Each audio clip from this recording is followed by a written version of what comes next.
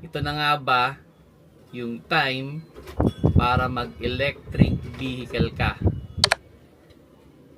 Hello mga paps, I'm Kuya Shane at may na-receive lang akong question na related sa electric vehicle at marami nagtatanong sa akin kung okay na daw bang bumili ng electric vehicle.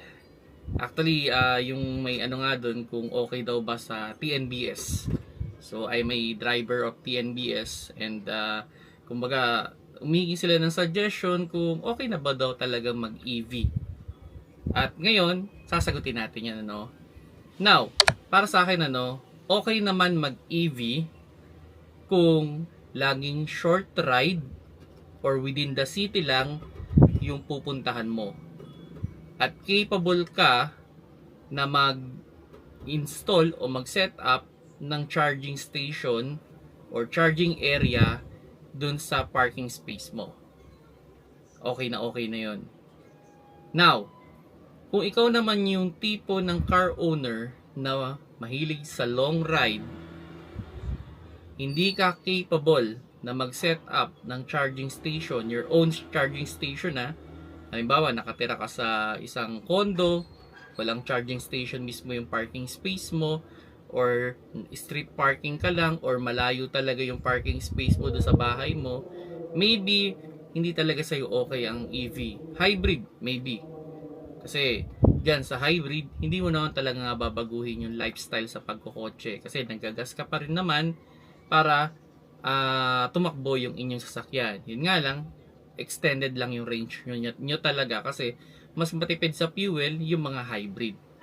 Pero kung sabihin na natin hindi kayo capable mag-install ng charging station, mahilig kayo sa long ride, EV is not for you. Pero ito, basahin natin search din naman tayo, kumbaga bakit ka kukuha ng EV.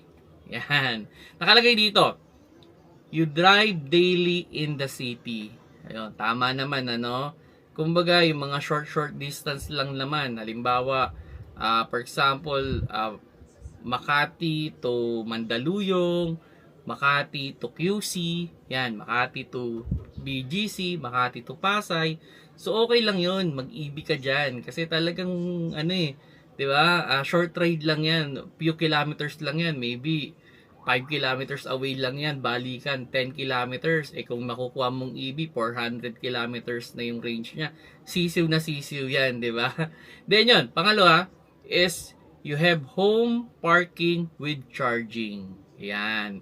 So, kailangan meron kang garahe na safe mong mailalagay o maita-charge yung iyong sasakyan. Kasi hindi naman pwedeng kakalat-kalat yung kable dyan. Nangangarap ka ng EV, tas mag-i-street parking ka lang naman pala.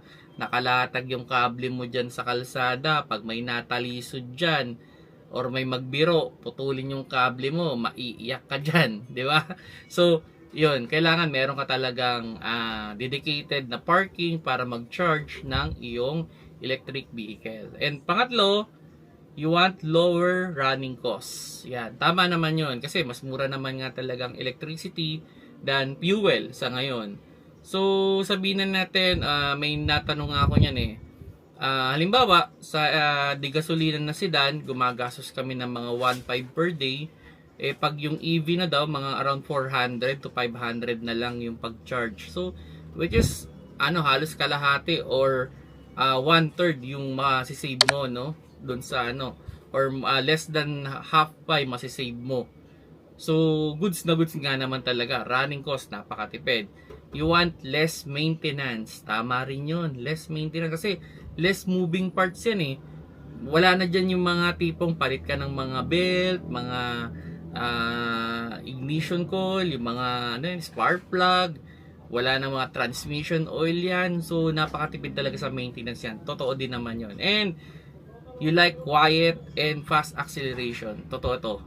Matahimik talaga yung mga electric vehicle at ang ganda ng acceleration. So, yun yung yun yung good things about EV, At yun, bakit ka daw? Ito naman, 5 rin to na reason bakit ka mag-i-stay sa di gasolina or maybe hybrid, You always do long provincial trip. Ayan. Kung meron talaga, halimbawa, every week, provincial trip, malayuan talaga, well, EV is maybe is not good for you.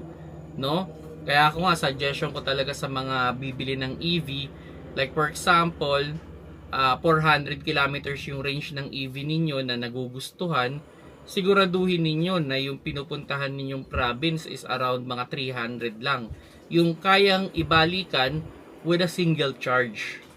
Okay? Kasi hindi naman natin guaranteed na pag tumigil ba tayo sa isang gas station o sa isang charging station ay available ba kagad. Paano kung pipila pa tayo, abutin pa tayo ng isang oras. So, sobrang hassle. Okay? So, yun. As much as possible, kung meron man kayong weekly pinupuntahan na province o inuuwian, sana kaya ng balikan. Okay, then yun. You live in a condo apartment with no charger. Yan, tama yun, di ba? Dapat, kumbaga, kung wala talaga kayong capabilities na maglagay ng charging station, well, EV is not for you talaga. Okay? Then you need cheap upfront used car option.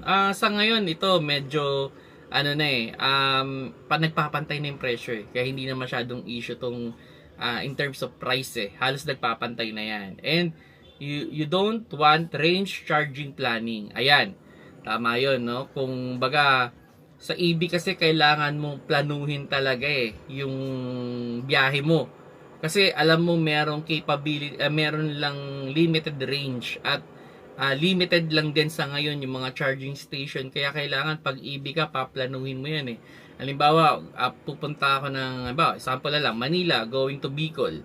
So, kailangan planuhin ko talaga yung aking route dyan. Kasi, hindi ko na masabi kung gaano kalayo, no? Hindi ko alam kung gaano kalayo. Ano ba yan? 500 kilometers. Sabihin natin estimate na lang. 400 lang yung range ninyo. So, kailangan mga 300 nakapag-charge ka. Ang tanong, ano yung pupuntahan mo doon na may charging station around 300 kilometers ka? So, kailangan planuhin mo yun. Kasi, kung hindi mo paplanuhin yun, titirik ka dyan. Okay? Then yun, you need pass 5 minutes refuel anywhere. Ayan. Well, that's the scenario ngayon, ano? Talagang yun naman talaga yung advantage ng di gasolina. In less than 5 minutes, full full tank ka na ulit. Ngayon, pero ngayon ang gaganda ng EV ngayon, ano? Merong mga I think 45 minutes, halos 80% na eh. Which is good din, ano? Pero iba pa rin yung bilis ng mga di refuel. Okay, so yun. Ang pinakaano talaga dito, no? Pinaka malaking factor kung bakit hindi ka mag-EV pa is the charging station. So yun, kumbaga kung hindi ka capable na mag-install ng charging station, wala kang sariling parking, maybe EV is not for you pa talaga. Yan lang yun. Now, and kung ikaw yung tipong frequently na naglo-long ride, maybe EV is not for you pa rin. Okay? Pero, yun nga, kung capable ka na mag-install ng charging station o may parking space naman talaga yung sasakyan mo at gusto mo talaga ng mura na paggamit ng sasakyan, well, EV is the best option talaga. Yan lang naman yun. Pero ito, kung ayaw mong baguhin yung lifestyle mo sa pagkukotse, parang pares pa rin. Kung may old car ka, nagpalit ka ngayon, nag-upgrade ka, pero gusto mo lang naka-hybrid ka lang. Yan, kumbaga gusto mo ng magandang sasakyan na latest, well, hybrid is the best option. Pero ako personally, kung may option lang ako hindi ako doon sa hybrid eh.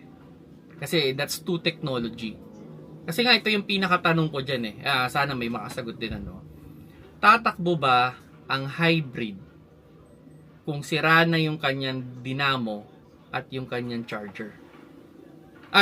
Yung kanyang battery.